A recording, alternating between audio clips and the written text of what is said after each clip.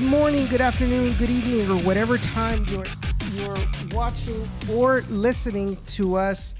Welcome to another episode of the Down in the Valley podcast. My name is Edson Ochoa, and I'm glad to be back for another episode talking about the Toros, talking about this team, obviously with you all, with Jacob and everybody. I'm happy to see you all again. There is something I want to go ahead and say hello to my good friend and co-host Jacob Young, and then I want to talk about a couple of things about last week. But before that, let's go ahead and say welcome to our good friend and co-host Jacob Young. Jacob, how you doing? Oh, I'm doing great.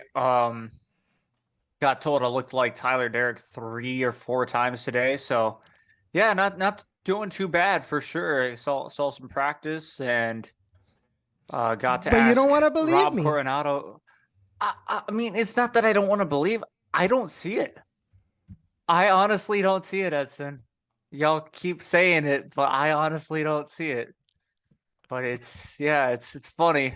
Look, if I, multiple people are mentioning mentioning it, it, yeah, then I've looked like him, but I need to stand side by. I don't know. I don't know. It's gonna make me think that I look like him, Edson. I really don't. the first step to acceptance is getting out of denial. Okay, Yep. but no, yeah, Jacob wasn't here last week, and I actually wanted to touch upon little bit of what happened last week. So for those of you all that were on, I went overboard on my criticisms of what's going on with the team. I felt a false sense of security, or not of security, but my ego got a little bit big.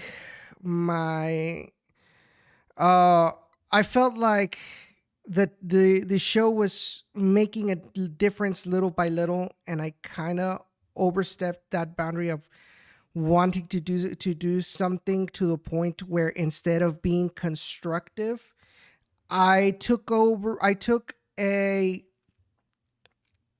what's the word I'm looking for?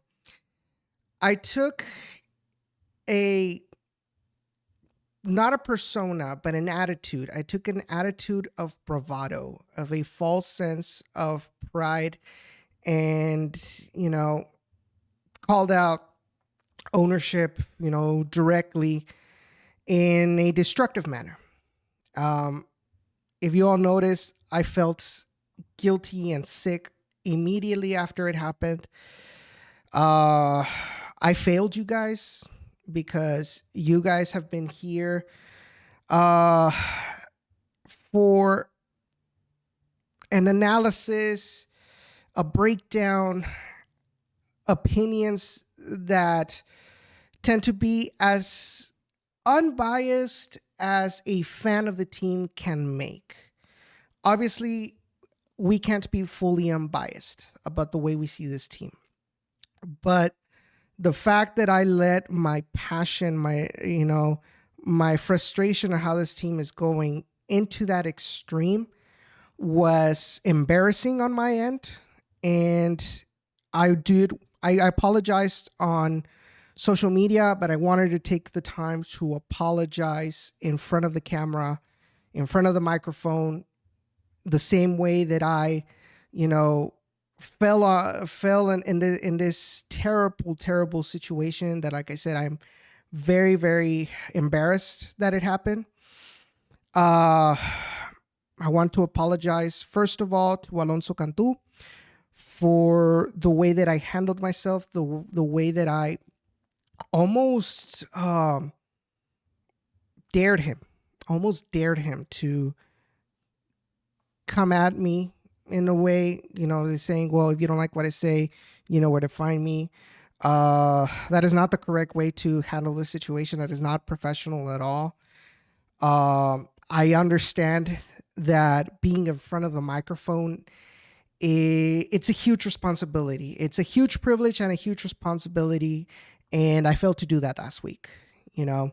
So obviously, I also want to apologize to coaching staff, players, if I've made remarks that have deemed extremely hurtful, or maybe, uh, considered bashing rather than criticism. You know, my intention isn't to destroy this team. My intention is to try to talk about things that can be improved, things that, I mean, this team can be so great. This can be so great to represent the Valley, to represent, the people here of the Rio Grande Valley, and burning down the city, figuratively, or burning down the stadium figuratively, isn't going to solve any issues. And so I vow to be better of myself in this regard. From here on out, I know, for us down in the Valley, it's really important, as I've mentioned before, to be a link between fans and the team, to know more about this team, to kind of get a different perspective sometimes, whether it's us getting a different perspective from y'all as fans, or y'all to get a different perspective on what's going on with the team from us, Jacob and myself, or sometimes Ray when he's on. So I'm vouching to do better, and I am well aware of the consequences that my actions from last week can and will bring to me in the future. And, if I was, brave to go on a bravado, then I felt like I should be man enough to take on these consequences of my actions. So obviously this isn't gonna change our passion and our commitment to covering this team. But we do want to be fair. We do want to be fair with this team, and because I think that's what y'all deserve. Y'all deserve some fair coverage of the Toros. To be here to more about learning rather than being destructive against this team. Even as a fan, we can't make wishes of, desear el mal, about this team, So obviously there are going to be a lot of some things that we might not be in agreement of with ownership, with players, fans, or coaching staff. But I think at the end of the day,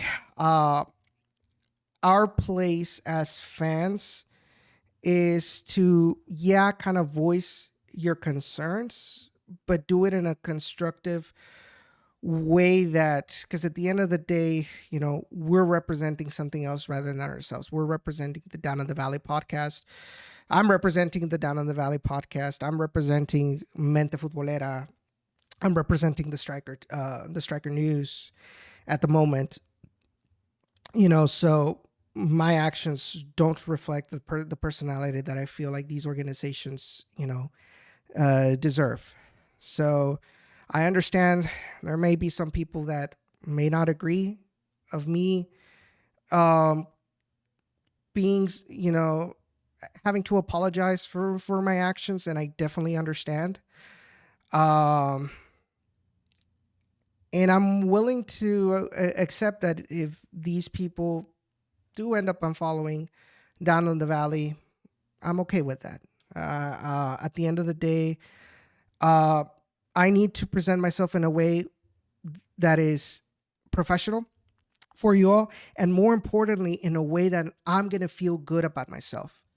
And what happened last week, I felt terrible immediately after it happened. I was telling Jacob, I told Ray, I literally wanted to vomit right after. That's how guilty conscience. That's how much of a guilty conscience I had immediately after it happened. So that's what I wanted to say. And like I said, I want to reiterate it. I want to apologize to Alonso Cantu, anybody in RGV that felt affected by my words and my actions. And I want to make things better. And I understand that it's not going to be something that's going to, forgive and forget. I have to earn that trust. I have to earn that respect again. And I'm willing to do what it takes to get that respect, to get that appreciation back. So that's what I wanted to talk about, get out of my chest before we start talking about this team. And guys, you guys can go ahead and call me out if you see me going back that path. Let me know. And I mean, I'm willing to man up and own my actions and try to be better for all of y'all. So, but yeah, Jacob, I'm really glad you're back. Good to be back. Yeah, looking forward to talking, soccer. Being as, unbiased as can be, some opinions with it, and being more along the analytics side of things as well. It's going to be interesting. A new branch, so to speak, for Down the Valley podcast. Yeah, I'm going to try to throw away the fandom of being an RGV FC Torres supporter and focus more on, just being a journalist. Like, enjoy the game the way that it was meant to be played in general. Yeah, if I see some stuff that I didn't necessarily like on the field, I'll call maybe a player out for it or something like that.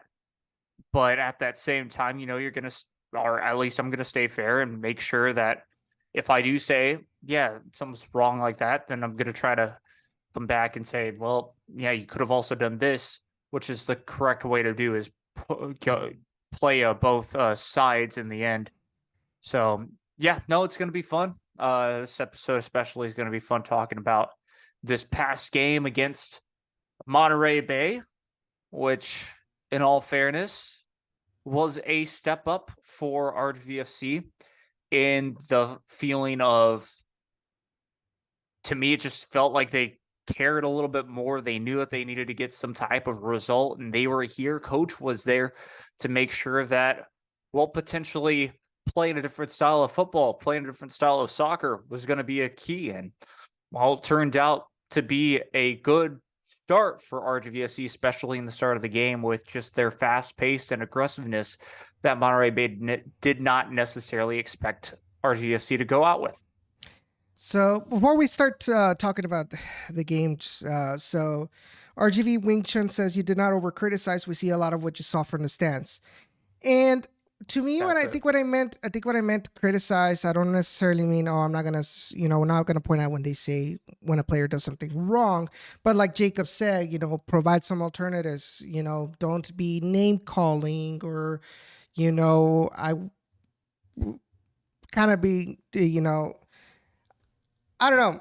I think the best way to describe it is if you guys have seen Liga MX tweets, where fans call a player un tronco, or, pecho frío, these kind of name calling that is reserved for fans, you can say, but it shouldn't be for us. That's the kind of thing that we're kind of talking about. We want to kind of avoid. We want to bring in that coverage. We want to talk about, okay, this is our analysis of this particular play, of this particular, of the particular game, of the statistics that happened in the game, and, to provide a learning environment. Positive. There's going to be positive. Yes. There's going to be negative, of course. And we'll talk about both, right? That's what we want to see. I think from down in the valley. And of course, if there's something that we don't like about how front office has been doing it, okay, we've done it before. Okay, we don't like this. Why don't you try this? This is our solution. We're bringing in, trying to see a solution, a prospective solution to a problem, kind of thing. Be kind of be constructive and not destructive, at least here in down in the valley. Um, Abraham Moreno, hey, what's going on? Just logged on. Like I said, just talking about last week, kind of, provide some basis, about what's going to change, and to kind of calm the fans down. I think as well, because I feel like maybe a lot of people might be thinking, some conspiracies about what's going on, and I just wanted to set the record straight for you all, to be a little bit more calm about the situation, and that nothing major is going to change in the way we cover this team. But what should not be happening, we're going to strive for it to not happen again. By the way, hello, Costless Titan. Glad you're here again for another week. So, having said all of this, let's go ahead and talk about now. We'll talk about the game against Monterey Bay Union. So, from the start, Jacob, the way the team had been playing in the last couple of games, I think Shadow said it in the press conference today, that in 272 minutes, I think prior to this game, I think the Toros only made 2 shots on target, which included the Memphis game and the Pittsburgh game, and then the game before as well. I think I wonder if he was counting the Open Cup game, probably. But the point is that the way that the team had been playing, one of the things we did talk about last week between Ray and I was the outlook towards this match was very, very bleak in regards to the fact that now you were going up against the best offensive team in the USL Championship and, overall, at their home at Cardinal Stadium. You look at their statistics, and attacking wise, they scored 15 goals so far this season, and those 15 goals came out of just 57 shots, with their conversion rates overwhelmingly superior to the rest of the USL Championship, especially the Western Conference, with a 33% conversion rate from Monterey Bay Union. The second best conversion rate in the USL is Charleston Battery with 21. So it really looked bleak, especially with the defensive performance that RGV had against Memphis. 100%. Well, I guess not 100%. It was going down to, what are RGV FC going to do to end up changing the way that they're playing? Because right now it's not working for them. As of course we all saw from whether or not we were a fan from the stands or on the sideline. It's just they weren't getting results. Whether or not that's ties, and of course that's all from stats. And it didn't look amazing considering that you're playing against a very high-powered offense. This team can kill you on either side of the ball. And if RGVFC are chasing, well, there you go. It's almost game over from that point of view. As in RGVFC, it seems like if they're chasing the ball a lot more, they're going to struggle to have that, not necessarily have possession, because it shows if they've had possession this season, it hasn't necessarily been proven for them to be able to score goals, because that's what they're lacking. And so with that being said, it's just them having that sort of struggle. If they were to chase, it's basically game over. It's what I'm trying to say here. So it just did not look the best, but there was a bit of a hope considering Wilmer Cabrera. We kind of had seen this before in the past season with a high pressure offense from Cabrera, instead of going back to this almost sort of counter-attacking mentality, even though we've had more possession from other teams. So I think the biggest concern that I had was that RGV's defense lost their best defensive player so far this season. Right before, if I'm not mistaken, if I recall what Ray said last week correctly, right before kickoff against Memphis, we lost Frank Nodarse due to an injury, apparently, if I recall correctly. Don't quote me on it, but we didn't have him on the lineup, and he was arguably our best defender. What ended up happening is you end up having to why do I always keep forgetting this word? Improvise. They end up having to improvise, with Juan David Cabezas at times as a center back. And with the way that Memphis played that game, they were exposed. The defense was exposed. Add that to the situation that some of the players weren't going through a good run of form, surprisingly. All of that kind of gelled together to be, the terrible result against Memphis 901. Now you look forward, like we mentioned, to Monterey Bay, the best offense in the USL Championship. And you look at the starting 11, which was Tyler Derrick on goal, which is going to be a given, Jonathan Ricketts, Wahab Akwe, Gabriel Benitez, and Tomas Ritondale as your defenders. So now you have, Benitez, who does play as a center back, but had been playing as an outside back before. And you bring in Tomas Ritondale, a young player that is getting, his first experiences in the USL Championship. So you still didn't have the Frank Nodarse, who's playing, like I said, lights out so far. Going up against the best offense, it was kind of like, oh boy, like it is going to be a tough game to minimize the number of goals that Monterey Bay could score, much less earn a clean sheet against this team, right? But I think right off the bat, immediately, you could see a change in the way that they play.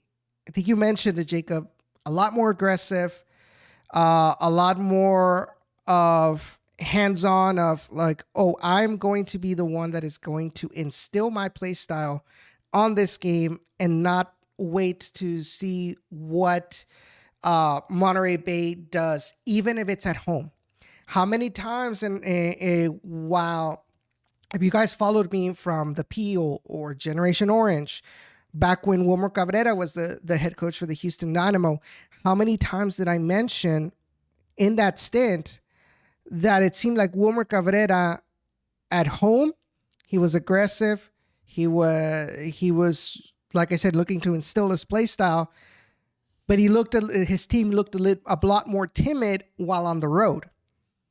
And in this game, it didn't seem that way. It really seemed like Wilmer wanted RGV to get the upper hand in this match, be a lot more aggressive with possession, be a lot more aggressive in trying to find some opportunities out on top in Monterey Bay's side of the field. You got your midfielders, which didn't change, Gringo Torres, Juan David Cabezas, and Taylor Davila. But up on top, you see a change that I think surprised a lot of us, which was he took out Wilmer Jr. and brought in Robert Coronado as more of a winger, with Francois being a striker at times, and Ricky Reese, out on the right-hand side, being accompanied by Jonathan Ricketts. What were your thoughts on the beginning of the game? Thoughts on the beginning of the game was, I mean, it was a little bit scary. I will say this, even though, yes, RGV FC were able to start off well with the shocking aggressiveness. It's just one of the things is early on, I'm trying to get exactly the minute here, so give me a second, but it wasn't that long where all of a sudden Monterey Bay had an opportunity and on goal. I Because of think I course have one of their I think I have the exactly it clip was of like it. Let me 14 put it on the. 14 minutes. Mm-hmm. Exactly. Their star striker, um, what's his face? Dixon. Hugh Alexander Dixon. Mm-hmm. Has a fantastic shot on goal, and the man who we are not worthy to have on our team bails out a very dangerous attack. So let's talk about this play for a little bit, right? Mhm. Because the play starts with Monterey Bay maintaining possession of the ball, right? And they're passing it out in the back. They're trying to find Dixon out in the open. Robert Coronado goes up to pressure Dixon, so he has to go all the way to the other side to try to open up the space. They're able to force a pass, right, that gets recovered by Jonathan Ricketts. And then when they're trying to attack, RGV loses the ball. You know, Ricky tries to go up against, a defender, gets a little bit too close with the ball, gets easily dispossessed. So what that ends up happening is that everybody else had gone up to help out on the attack. It caught RGV a little bit off guard. So you start to see that direct kind of play by Monterey Bay trying to take advantage of the space. Now, here is where things got a little bit squirrely for RGV, right? So the play goes through the middle. It passes the midfield, and so they go from the left wing over to the middle of the field, right? So everybody that stayed back to defend, which was Gabriel Benitez, Wahab Akwe, and Tomas Ritondale, had the tendency, because the ball was in that side of the field, they drifted over to their right, to the right to where the ball was playing. However, the issue is that up on top, technically at that moment, Cristiano Francois was as a striker. So that winger position was taken up by Robert Coronado.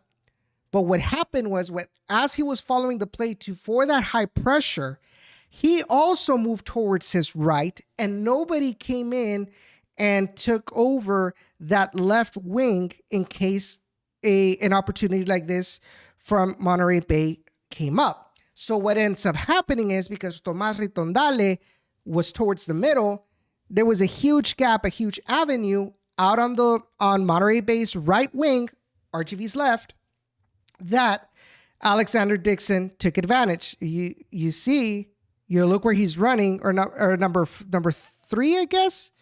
Who was the one that shot? Because if that was in the 14th, Donner, Maury Donner. So you see, there's Dixon with the ball.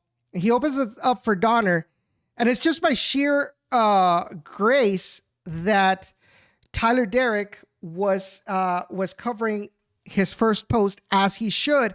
And not only that there were enough defenders to cover up the angles if he tried to go towards a far side shot.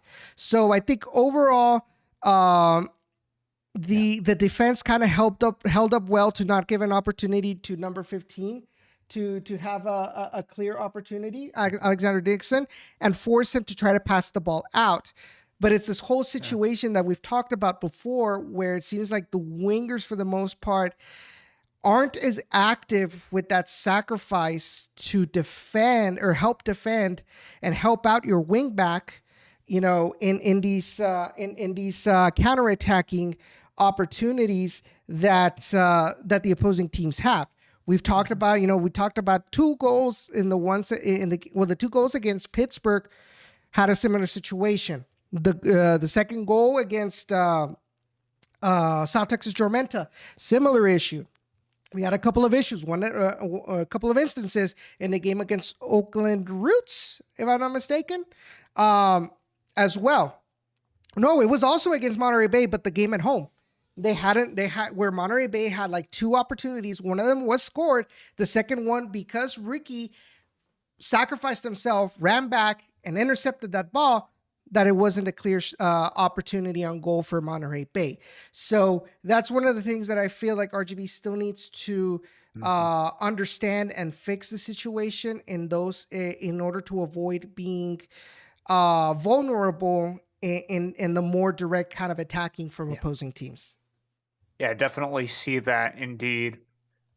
And it it's a very good job by RGV FC, like you mentioned, to get back on the defensive front and at least stop Dixon from getting another goal to his name for the USL. And so it was a good job, Tyler, Derrick, everybody on that defensive front to get back there and stop that shot from happening. But it is a couple of times per game, I feel like, where it just is maybe the team lacking for a second where Mm-hmm.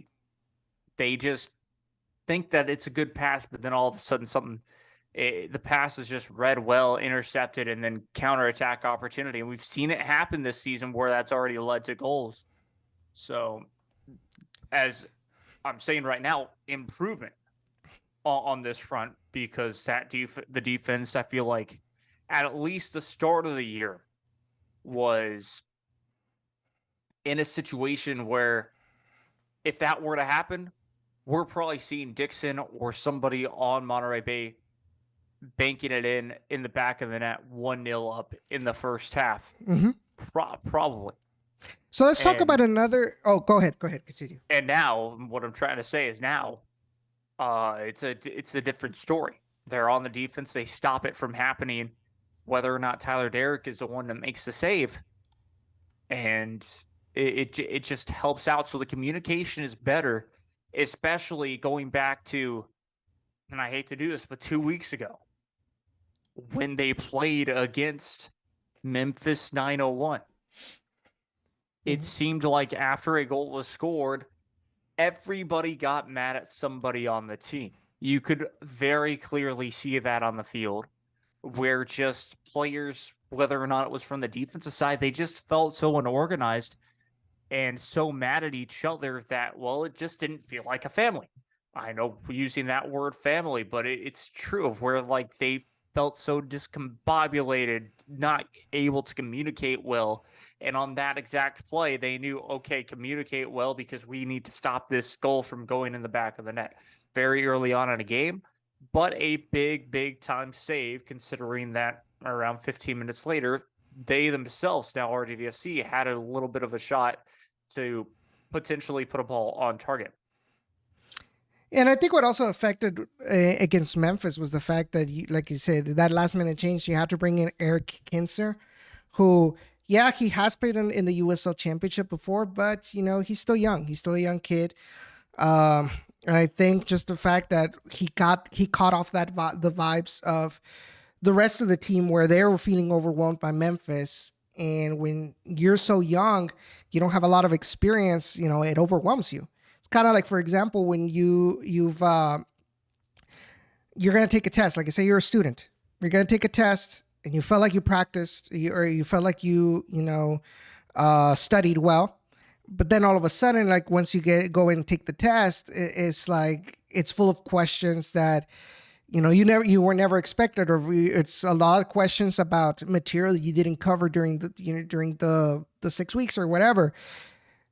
Obviously, that all of that is going. If you don't know how to handle that added stress, it kind of like locks you up. So I do feel a little bit about that. Obviously, there were some mistakes which that I felt should be improved. That should never be done again. That led to the second and third goals. Specifically the third. Right, I don't think it would have been as bad if it was just a 2-0, but overall, I think tactically, RGV got eaten by Memphis. Now this game looked a lot better in that aspect, because in fact, believe it or not, RGV outshot. I was gonna say Memphis outshot Monterey Bay in the first half. So I'm looking over here at the chalkboard here in the USL Championship website. And in the first half, RGV outshot Monterey Bay Union. 1, 2, 3, 4, 5, 6, 7, 8 shots to 1. 4 of them were blocked, 1 of them on target, and 3 of them off target. But even the off target ones, like the one by Gringo Torres, were kind of close.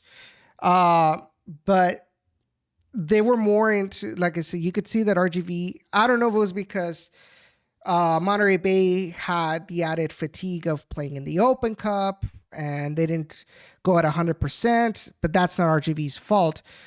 You saw a lot of shot takings, mostly at the border, whether it's inside or outside of the 18-yard line. But right at that border, you saw a lot of those opportunities come for RGV. However, the problem is that we go back to the same thing of we got to get those shots on target, right?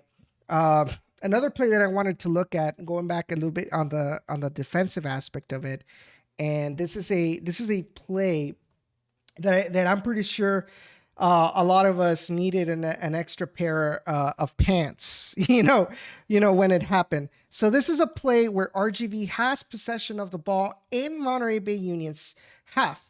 The ball goes towards Cristiano Francois. The problem is that Cristiano dribbles the ball back towards his side of the field or towards the middle. He tries to open it up towards Ritondale, but his pass was straight towards the opposing team. I want to say that was Dixon. Yeah, that was Dixon.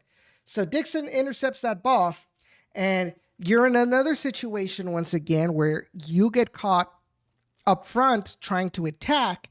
So you left yourself exposed with a 2-on-1. It's a 2-on-1 in favor of RGV situation. But the way that Alex Dixon sent that through ball behind, in a way that it was behind Gabriel Benitez, and still managed to get in front of Valesky, it threw Gabriel Benitez off balance and completely got rid of him off of the play, right? So you can see he loses his balance, and now you've got a situation where it's a 3-versus-1 in favor of Monterey Bay Union. And so what do you got to do in this situation? Contain, contain, contain. And that's exactly you can see here from Wahabakwe. You contain Valesky, make sure that he doesn't have a clear opportunity on goal. He's going to have to pass it to someone, right? And that's what ends up happening, right? So Valesky passes it all over to his left winger, but the pass is a little bit too hard, right? So that puts Tyler Derrick in a favorable situation in which now the angle that left winger could have had is now reduced greatly, especially if he comes up to get that pressure. So what happens here? Wahab sees, okay, I'm 2-versus-1, right? I'm 2-versus-1, and I don't have any other teammates close by to help me out. He expects that this winger is going to try and get that ball past Tyler Derrick and into the goal. So what do? You run straight towards the goal in hopes that if the attacker shoots the ball, you're able to intercept and get that ball away.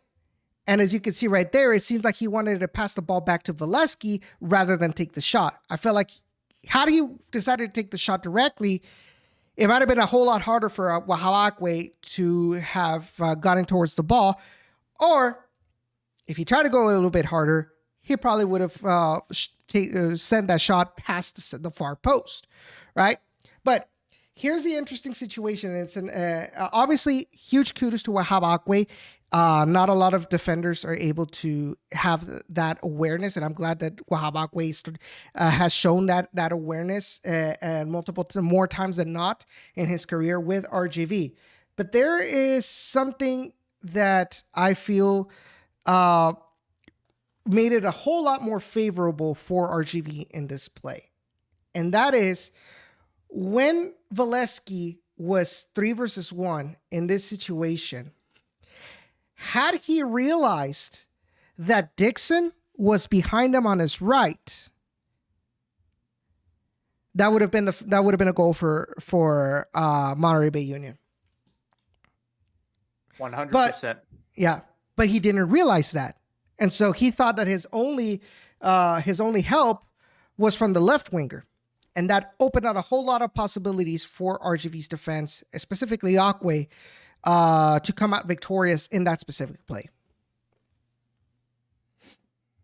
Yeah, and I mean, it goes back to the defense working really well.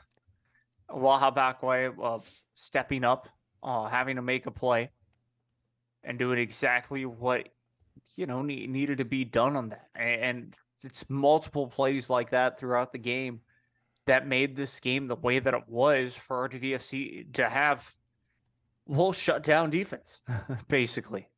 And that's just another play like it. Now, for me, one thing that I want to bring up, it's a little bit past in the second half, but I think it fits well, is just when RGV FC in this match, when they occasionally lost possession, it seemed like in a couple of cases, especially closer to the end of the game, they had unnecessary fouls, frustration bookings. On both sides, though. Yeah, yes, but of course it popped up more to me when RGVFC did it and who did. But it just felt like even for RGVFC, there was no need to make the foul, is what I'm trying to state at. Like in the 56th minute for a second there, pass inside the box, no one, or just outside the box, trying to center it with the pass from the right side of the box. No one was there. Intercepted by Monterey Bay. And then lucky number 6 for RGVFC, Benitez comes up and just pulls him down because he knew he was going to get beat. While there's other defenders there, I'd say. Yeah. I mean, there were multiple.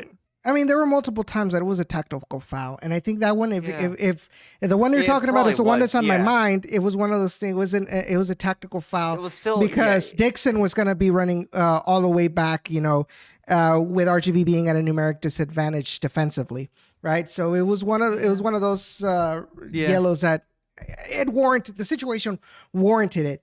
But overall, the second half was a lot grittier in that aspect with both teams specifically. And I think Monterey Bay was the one that started with all of these fouls, started getting all these. I think it was even earlier than that. Because Grant Robin, it was even Dixon, too, that got himself a yellow card. Yeah, because before that, Grant Robinson gets himself a yellow card too by basically pushing our player down. Too. So yes, no, it is you bring up a good point that it wasn't just our RGVFC, and I thought overall, and I I usually don't like to bring in the referees when I talk about the games. No, the refs did a fantastic job. Yeah, and I think and I tweeted about it on Twitter. Pardon the redundancy, but I mentioned it on Twitter. There's one specific play where I don't remember if it was our player or their player created a foul, and he gets the yellow, and then right after he gets the yellow, he does the whole, this whole gesture towards the referee, kind of like an FU kind of thing, right? And I mentioned that in other leagues, specifically Liga MX, where the referees tend to be more look at me like I want to be the center of attention of this game, would have given him the second yellow and got him or sent him off directly, right? No, it wasn't this gesture. It was this, and it was I believe it might have been Grant Robinson. After they call the foul and he gets the yellow, he does the sarcastic clap where it's like, oh, great job, referee, kind of thing, but obviously sarcastic. In the MX, you would see this situation where the referee sees that, okay, second yellow, you're out, for disrespecting me. And I got to hand it to the referee where he's like, he didn't want to be the center of attention. Look, just don't, I've already called the foul. You've already just don't foul again. Right. So I did feel that probably could have calmed I felt like had the referee been a lot more aggressive in that aspect, I feel like maybe the game could have been a whole lot worse in regards to the friction of it. He tried to calm down the players, I think, as much as possible. But I think at the second half, like it got to a point where it's like they started making dumb fouls and each other's like, dude, just get the yellow, just chillax kind of thing. But so I think overall the second half, it was a little bit more equilibrated because Monterey Bay in the second half had more shots. They had 4 shots, 2 blocked, 2 off target, and RGV only had 2 off target shots, right? So the defense was able to hold on really well to avoid any on-shot opportunities on Monterey Bay, which I reiterate at that moment, and it still is the best offense in the USL Championship, right? Yeah. So overall they did well, and if you guys don't believe me, here's the stats. So we've got your top 3 defenders right here. Jonathan Ricketts, fantastic job. I just saw somebody in the chat make a mention of that. It was, look at the chat.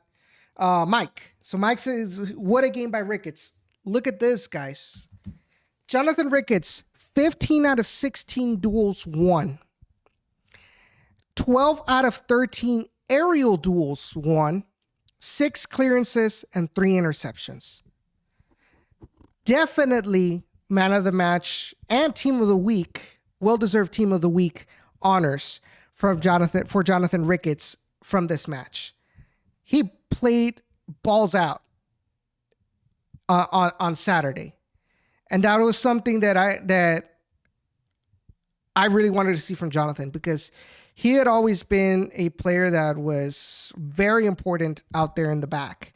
Unfortunately, he ran into a kind of a bad run of form the last couple of matches, but I'm glad to see him recover from that and give out such an amazing performance last Saturday, because it really helped out defensively, against a really good offensive team. Alan Carrillo says, what's up, boys? Nathaniel Sepulveda says, Akwe's defensive player played a huge role. So we go to Wahab Akwe.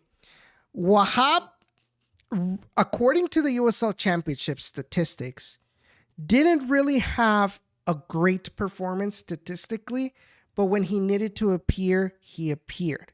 I think it's one of the more of the positioning and kind of help, hold kind of more experienced aspects that a lot of times goes under the radar. That's where he shined, and I think that's what helped, guide this defense. He took on that leadership role that used to be under Eric Pimentel, that, especially without having, Frank Nodarse, it helped guide and maintain the focus of this defensive line, especially considering that you've got Tomas Ritondale, a player who didn't get a lot of minutes before, now as a starter with such a huge role to fill. Gabriel Benitez, outstanding game from him as a center back. 5 out of 8 duels won, 3 out of 4 aerial duels won, 6 clearances and 2 interceptions. So overall, a well-rounded performance by the defensive line against Monterey Bay Union. And that is exactly, I think, what Wilmer Cabrera wanted out of this team. Yeah. He's always talking about, we need to focus defensively. I don't agree with it, because I felt like we need to fix the offense. I think it should be a higher priority, but at least defensively, you see the work that they're trying to do during the week. Yeah. Yeah, and I see why he wants to focus on the defense, because he knows that we at least have, I wouldn't say have players, but have players that are good enough to, step up and make sure that stuff stays at a clean sheet. It reminds me of this, a perfect example. It's like in golf. You can drive so well, you can approach so well, but But if your short game is so bad, forget about that. Forget about attacking the course with being able to drive 300 plus yards. Because when you putt, that's you have to finish. You have to finish up the hole. Yes, that does sound like it's attacking, and it does.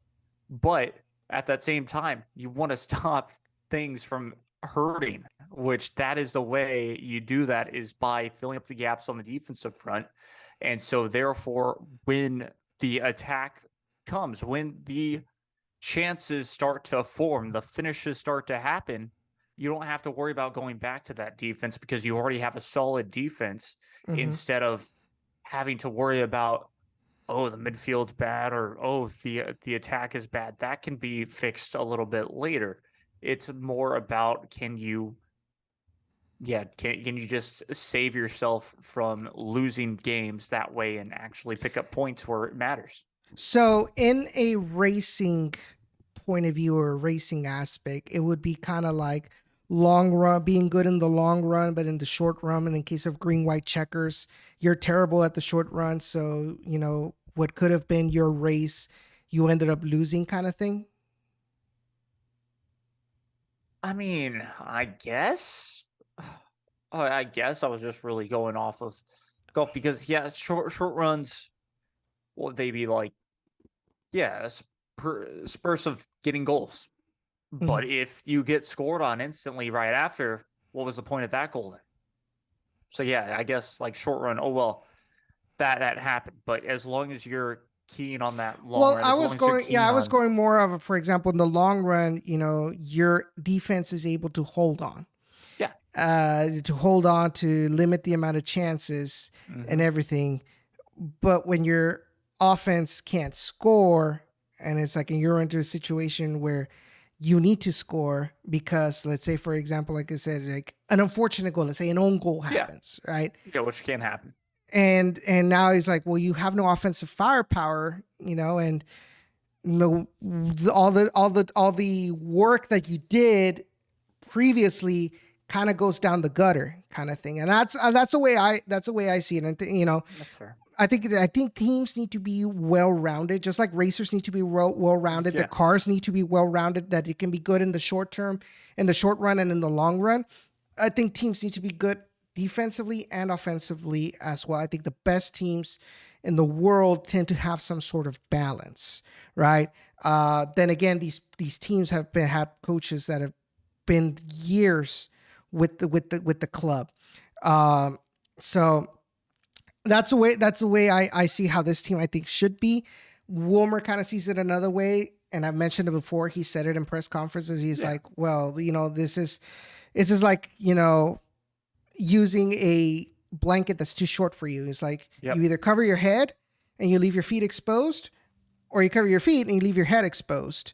And he says that that's the way he sees it. You can either work on be good defensively, and you're going to have your offensive power is going to be lacking, or you can be good at being offensive, but your defense is going to be whack, kind of like a Piojo Herrera kind of thing, where it's like all out offensively, but it is defensively they let in a lot of goals, kind of thing. So, but I mean, that's the way it is. That's Wilmer's philosophy.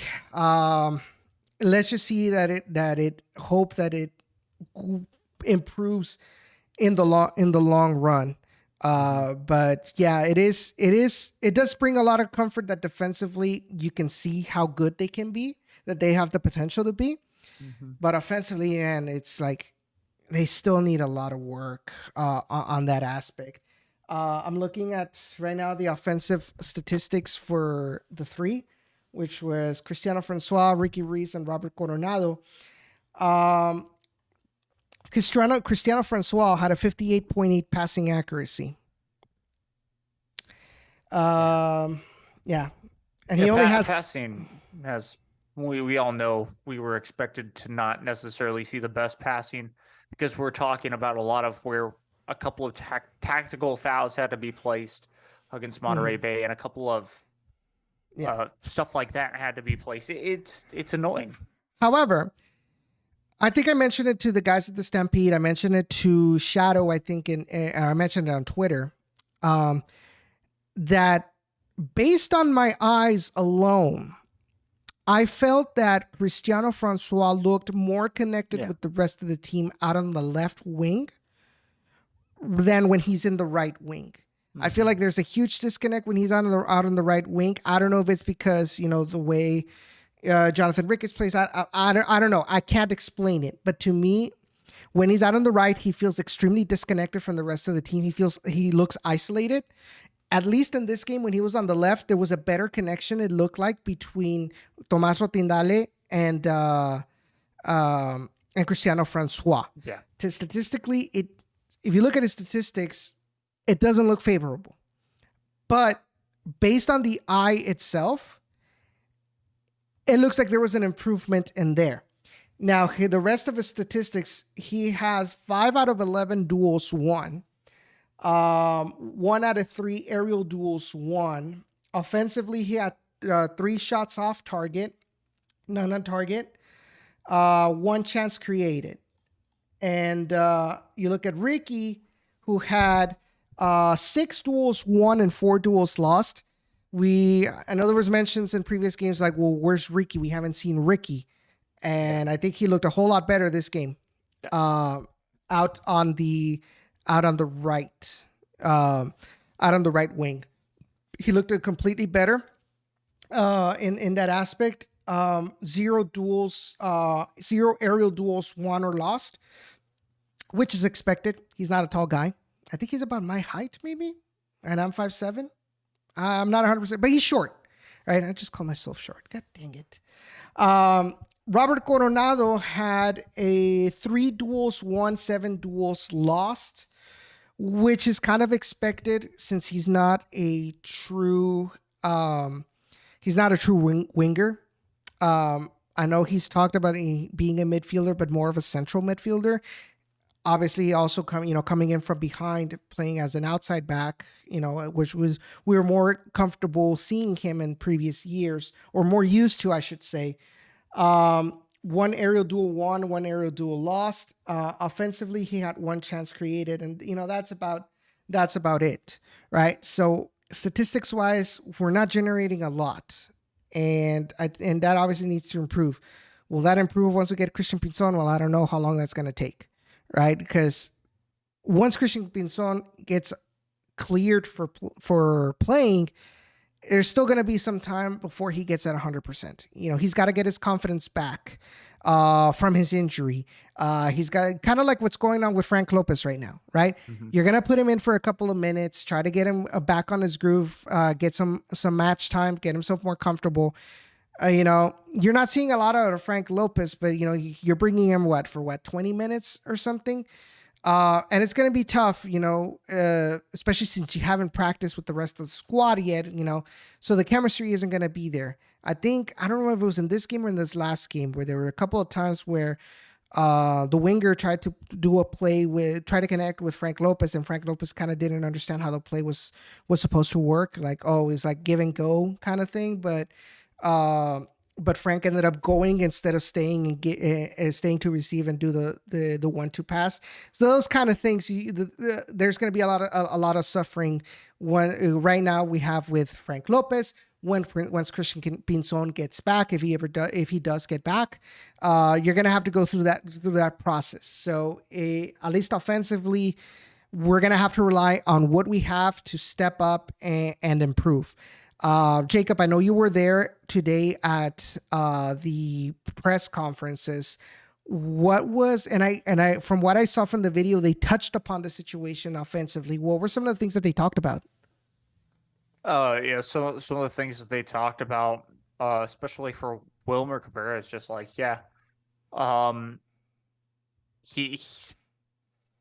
he felt like he was basically as tired of the questions as I think we're as tired of, saying, when will we get more goals?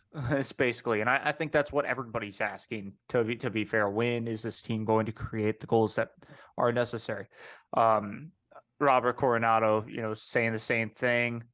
Asked him that question of, you all got a good result against Monterey Bay. How can you get this momentum in order to will potentially get 3 points um against New Mexico. And he was like, yeah, no, we just need to get the goals going. Once we get that goal, I think everything else is going to fall into place, is kind of what he said. Kind of like that floodgate analogy that we heard Mm-hmm. about 3 years ago. So it's just one of those situations where both coach and even the players are just like, there's nothing more to really touch up on, besides, yeah, we looked good. We liked that extra aggressive play, I guess is how we can put it. And so I guess that's a possibility of what we can see on Saturday or Friday. I mean, on the 5th, is having more of that aggressiveness behind the attack. Is Mm-hmm. what I would say. If it's working a little bit more, I don't think Wilmer's going to go away from it and go back to his normal play style that seemed to have not necessarily been working as well as what we just saw this past weekend. So I know I did write one of Wilmer Cabrera's quotes from today here when they were talking about, these changes that he talks about, when we need to bring changes to this team kind of thing. Mm-hmm. Obviously, he didn't go into specifics on what exactly he changed, but he said we needed to change and we changed things. Last week, the way the team behaved on the field, we needed to change, or we changed and it worked well because we played the most dangerous team in the USL right now, the team that has scored more goals than any other, and we could contain them very well. We were able to have more possession in their half. Now we need to continue moving forward to be more dangerous, to take more risks, to strike the ball on goal, and to make sure that we need to score. We have to continue growing. Now the situation is that the problem. I don't think the problem is getting shots per se. I think the problem is once you have an opportunity to shoot, getting that ball on target. One of the clearest ones was the opportunity, the shot by Gringo Torres. He put himself in a favorable situation, had the awareness to locate himself to receive the rebound, and takes the shot, but it went a little bit too high. So it's those kind of situations to try. I don't know. It's like a lot of times they try to force shots when you've got defenders right in front of them, leading to a lot of blocked shots. I mean, it's easier said than done. Right. I mean, they've been aggressive at most of the time on not counting the Memphis game. That was the amount of shots that they had was horrible. It was really bad. But overall, you could see that they're trying to get some shots. The problem is when they have clear opportunities, just their aiming accuracy just isn't that great. And that's what needs to improve. That's what needs to improve, whether it's Francois, whether it's Ricky, whether it's Wilmer Jr., because they've had opportunities and they've had clear opportunities. They just haven't been able to capitalize them. They either send them straight towards the keeper or they go towards the post. And so that needs to be the most improvement. To me, I don't think it's a matter of aggression, of trying to find them, because they've been aggressive trying to find some opportunities to shoot. The problem is when they do, it's just that accuracy. I think that's what needs to improve. I don't know what you think, Jacob, but because I know Rob touched upon it being, we need to be more aggressive to getting some shots, right? Wilmer said it as well. It's not, to me, it's not an issue. Like I said, it's not an issue about being aggressive or not in trying to find some shots. It's those shots that you take, they have to be more on target. You have to make the keeper work for it, because if you take 20 shots, let's put in a number. If you take 20 shots, but only one makes the keeper work, which is what happened along those lines against Monterey Bay. You had a lot of shots, but there was only one shot on target that you force Saha to clear it towards the corner. You're not going to put yourself in a favorable situation there. Yeah. I see where you're coming from. I'd say it needs to be a balance, because you're not far off. I think, yes, there should be aggression. There definitely should be aggression in finding goals, but at the same time, it's also just putting together, everything needs to come together perfectly for total football, total soccer. I know that's actually a tactic and things like that, but it's the possibly some possession, while at the same time linking those passes together. Yes, RGVFC in total had a 77% passing accuracy against Monterey Bay, but that's only half the battle. You link those passes together, you put them into a favorable position, and then you take that shot. As long as the power is, well, possibly on target, you're probably going to make it on target, and just making the keeper work. That is being aggressive at the same time, too, is making the keeper work. It's not very leisurely where you're going to make that keeper work and have to come forward and potentially just putting it just wide or putting it right on target. So it is one of those situations where I think, going back to also what you said, this team needs to be well balanced, because with all of that, that's going to be well balanced. A little bit of aggression plus a little bit of leisure. Well, I take that back. No leisure whatsoever, in my opinion. But just this team being cautiously aggressive. That's the perfect way to put it. You have to be aggressive, but you can also be cautious, because if you're too aggressive and you go all out attack, well, that defense can counterattack and put it in the back of the net off your other end too. So, yeah, it is one of those situations. They just have to try and take shots, but in the correct way, with also having those chances created the proper way too. So Alan has a question here in the chat. Alan Carrillo says, well, he just asked another one, but it's kind of a follow-up to this first one.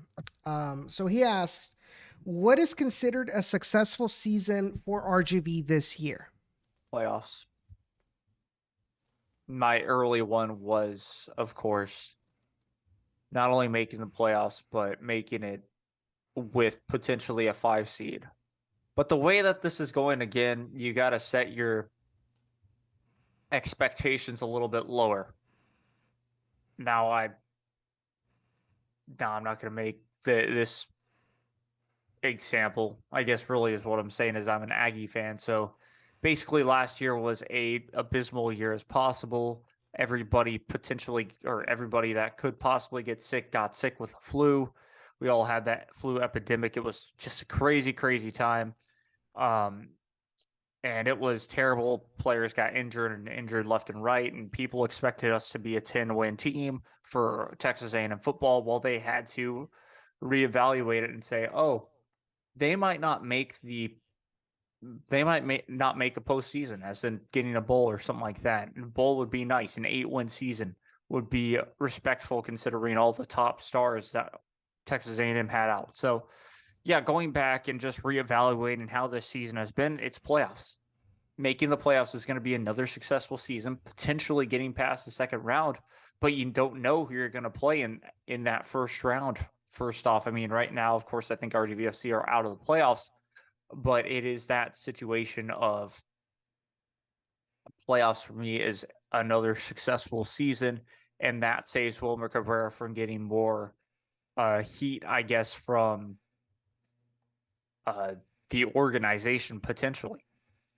Now, I'd like the organization for RGVFC, if they're not, on him, reminding him, hey, make sure you make the playoffs, because at that point, if you miss the playoffs, you're on the hot seat starting next year or something like that. I'd like to see, of course, the organization have some sort of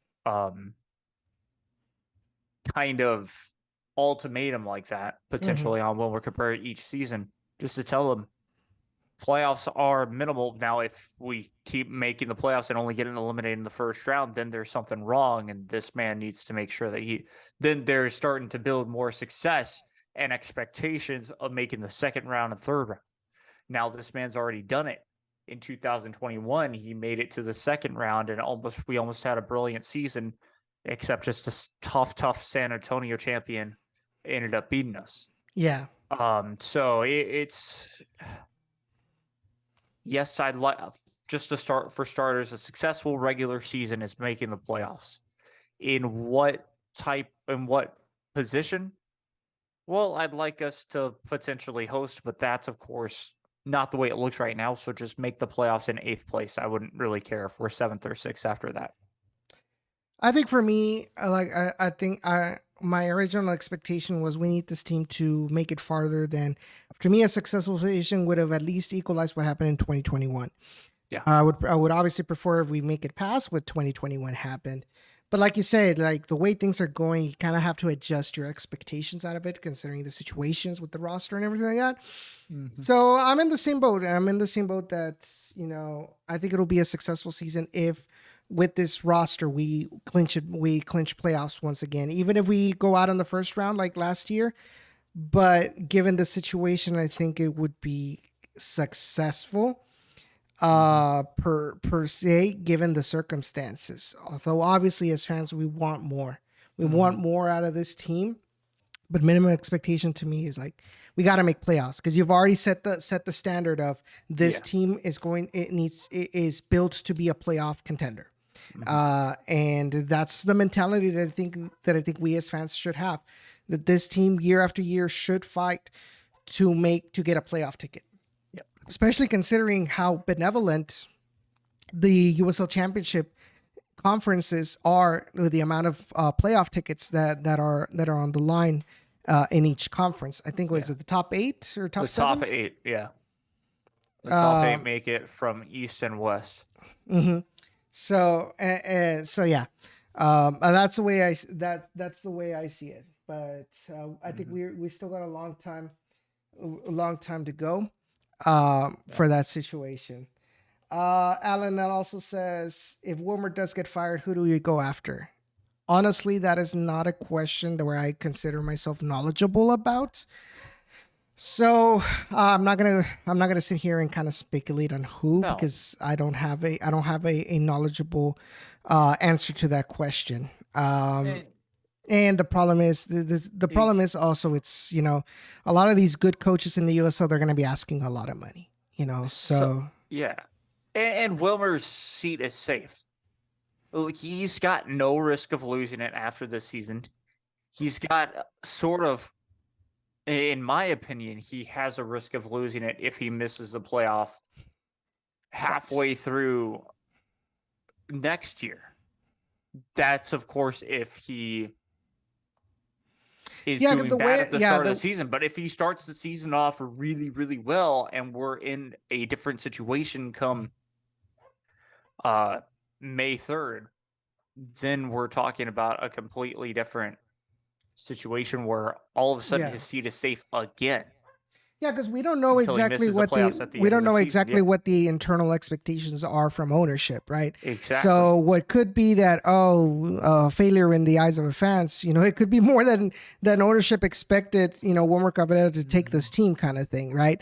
Yeah. So we don't have a true knowledge of what's considered a failure, what's considered a success. Yeah.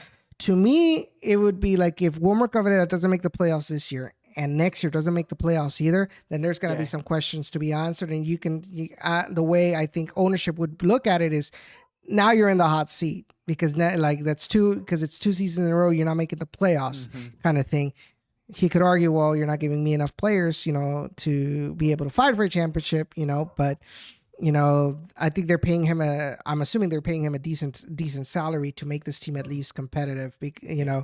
I feel like we wouldn't have gotten independence. Patel wouldn't have gotten through with an independence in the Houston Dynamo if he didn't think that, we were capable of building a competitive team. If we were just going to be, every year on the outside looking in, we might as well just stay with the Houston Dynamo.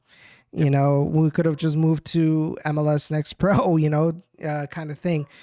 So, at this moment, like I said, Alan, I don't have an answer to that question for now. But looking forward to the next game, Cinco de Mayo match on Friday, tacos and tequila night. Why do I have to work? Why do I have to be in the press box and tacos and tequila night? Yeah. I'm not gonna put myself in in a situation where I'm gonna be like drunk as a skunk on tequila, and it looks like Leon just scored. Come on, Tigres. Um, so RGV is gonna be hosting New Mexico United. New Mexico United really aren't doing that great. They are currently They're not doing that great, but they're on a good streak as it stands. well. I mean, they've only got one win so far, a streak, right? Yeah. The games that they won in the opener against Miami FC on the road, and then they just recently won against Orange County SC 3-1 at home. But overall, the record on the road has been 1-3-0. It's extremely negative, right? I don't know if you want to look up what the tendencies are between RGV and New Mexico when they face off each other at HEB Park. But from what it looks like at face value of so far this season, it is not really a good performance so far by New Mexico. Okay. So both teams really coming in here very, very similar is what I'd put it at as well. With both teams having a little bit of momentum on their side because, well, you said it yourself, New Mexico United finally got their win and they got an Open Cup victory against a difficult team, I should say, Phoenix Rising, with a yellow card, a 2-1 win, or a red card, 2-1 win for Orange County SC, and then of course, or for New Mexico United, and then New Mexico United beating Orange County SC, having that win. So they could be coming into something themselves. But of course, it's not necessarily as favorable as it stands at the moment due to that, too. I get where you're coming from. We'll have to wait and see. My expectations is, can RGV FC also build off of the momentum of a draw on the road against a very difficult team? Too, because the 1-1 draw for New Mexico United before then. What I have noticed though, Edson, is that they have been playing a 4-3-2-1 formation. The only time they didn't play that was a 4-4-2 formation. That was not too long ago, actually. I believe it was the Phoenix Rising SC in the Open Cup. So that is something to take into consideration, is that New Mexico United like to kind of mess with their formations a bit. Yeah. So historically, these two teams, New Mexico and RGV, have played each other 4 times at HEB Park. The balance leans heavily in RGV's favor. They have had 3 wins and 1 draw against New Mexico United at HEB Park. And in fact, that draw happened in their first matchup at HEB Park ever for them, which was back in 2019 when they drew 0-0. From then on, it's been a 1-0 win in the first half of 2021, a 2-0 win in the second half of 2021, and then a 3-1 victory last season here at HEB Park as well. So 6 goals in favor for RGV, 1 goal in favor for New Mexico United. So historically, it leans in favor of RGV. However, the circumstances from both teams are completely different from last season to this season and in previous seasons, right? So I think anything can happen. And the problem is that I think RGV has shown that when they've gone up against teams that on paper look inferior to them, something bad happens, So it's not going to be, I think for me, it's not going to be a match that I'm going to say, this is going to be an easy victory for RGV. If the defense comes up on top, that's great, but the offense needs to step up and take advantage of the opportunities that present themselves in the match. Having said this, what's your prediction? Regular prediction is Yeah, regular prediction. I see 1-1 draw. I'm actually gonna go. I'm actually gonna go with a 0-0. I think for me, a regular prediction is gonna be 0-0. Um, Mostly because um, while the while the defense for New Mexico is one goal worse so far compared to RGV, I think they've scored on a New Mexico goal. Excuse me, 9 goals, and they've scored on RGV 8 goals.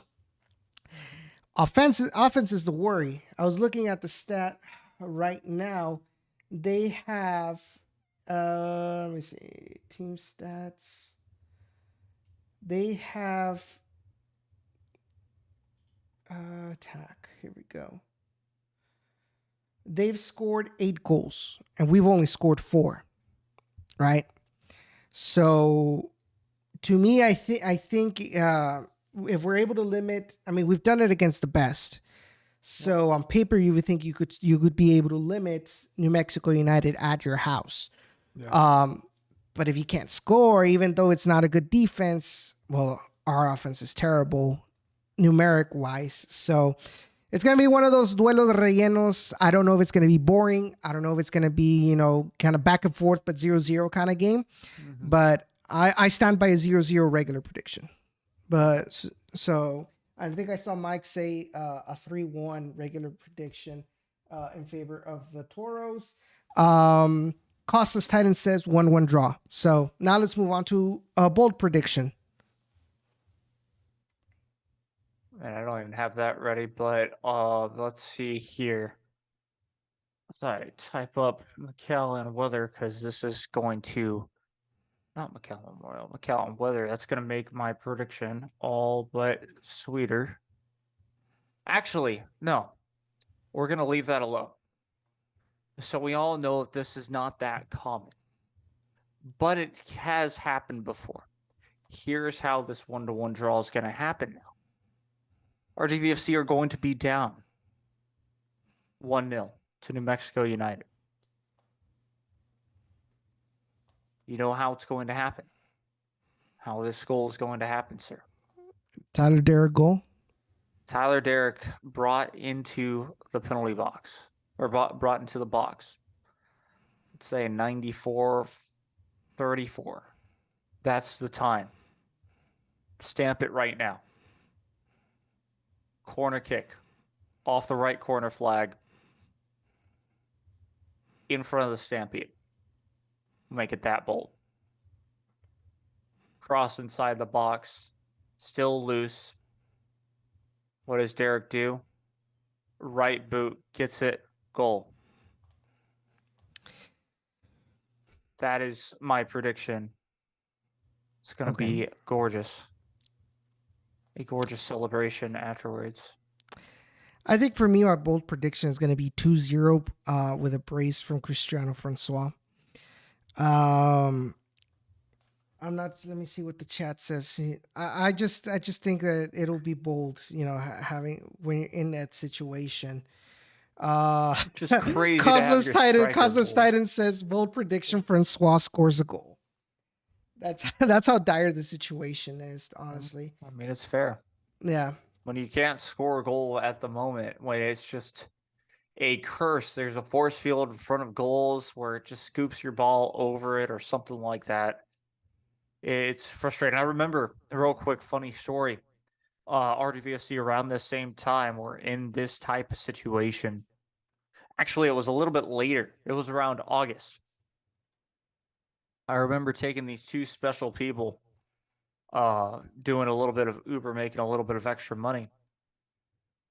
And I remember saying, like, this person will get the goal. This person will come alive as well on the defensive side. I believe that was Dylan Borjak and Waha Bakwe. Actually, I'm more than sure I'm absolutely positive it was both of them in the car when I said that. Guess what? That same week, turn around the win, and RGVFC started to go on a good win streak as well. And that's when stuff started to change. Of course, Borjak wasn't getting as many minutes, and we all know how that goes. And we didn't even, one thing that I did mention to Channel 5 a bit as I was talking to them was, why isn't he playing more minutes for Memphis? That was frustrating to watch him only be subbed in very late. But that's neither, of course, here nor there. But yeah, that was just my little funny story of maybe that's the thing that we need, just to say, they'll get their goal. Hopefully it's this week. Well, guys, I think that's going to do it for this week. I appreciate you all for coming on to talk about the Toros, to listen about the Toros. I appreciate all of y'all's support. If you guys missed any part of this episode, be sure to check out the video archive, or hopefully tomorrow I can upload it to Spotify. But guys, I hope you guys enjoyed this. As I mentioned at the beginning, I'm trying to be better. We're trying to be better as Down in the Valley podcast in our coverage of this team. And we really appreciate all of everybody for sticking around. Costas Titan, Mike Reyes, Alan Carrillo.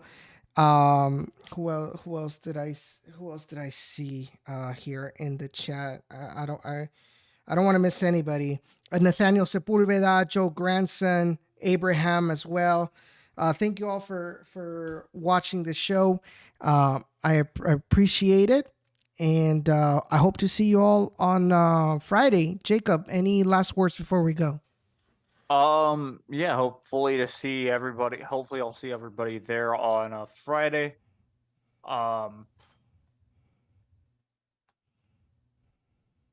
Yeah, nothing more. Follow me on Twitter if you want to, Jacob Young 456, to see some crazy takes.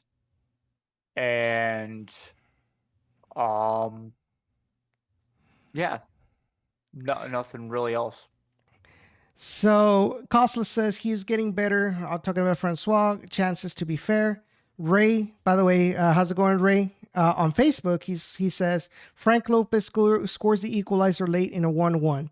Bold prediction from Mike. RGV 4, New Mexico 0, Frank all 4. And then Costless said, great episode. I would have engaged more, but I was doing statistics homework. Dude, focus on your statistics homework, man. That's going to give I'm not going to be giving you a future. Your school is going to give you the future, man. So focus on that homework as best as you can, and on your studies. And he says, I'll see you guys at the Tequila Bar, hopefully. Jacob, remind me, are you old enough to drink yet or not? Or no? Oh, I've been old enough to drink for 2 years now, since 2021. Funny enough, it's I am funny. 23 years old. I just don't drink. It's funny because you've been with Down in the Valley since what, 17? 18. You were 18 when you joined? You know, so I've literally watched Jacob like grow up with us, you know. Yep. Started with Tip of Texas Sports Network, brought him on under my wing, you know. Now he's got, appearances in other USL shows. He's now with Rio Sports Live. Started to do his own thing with his with sports. You know, I'm really proud of you, man. I'm really proud of everything, how much you've grown. And keep on going, man. Don't let anybody bring you down. Just keep chugging along. Yeah, we'll do. Hopefully you're not my downfall. I'm gonna try not to, and if I am, just act like you don't know me. Do like Peter in Easter. Before the rooster crows 3 times, you will deny me 3 times. Sounds like a plan. But no, guys, we've been doing this for so long. We've had our ups. We've obviously had our downs. We've made our mistakes. We've always tried to, become better and learn from our mistakes. And this is going to be no different. I think I'm gonna move on from this. Strive to bring better coverage for y'all. And you guys are going to see the results. Vas a ver. And that includes also, any other thing we do outside of Down in the Valley, whether it's, gaming, simulate. I know sim racing and all of that. Mhm. Always strive to be the best that you can.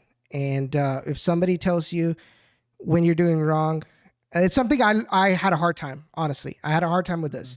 You know, realizing when somebody tells me I'm doing wrong, to man up, say, okay, yes, you're right. I'm doing wrong, and I'm going to be better of myself. So if there's any advice, you know, that I can give you all that you're listening, it's going to be that. Always be humble enough to know when you're when you've messed up, and learn from your mistakes. Don't let it bring you down, honestly, because it's just tough, man. But guys, we'll see each other on Friday. Make sure I don't drink too many tequila shots. And hopefully the Toros can get a win on Friday, and then we can have an amazing weekend. And when we come back next Wednesday, we're gonna be on a positive, because right now my theaters are making me want to rant again. So, guys, take care. We'll see each other next weekend or next Wednesday. Bye.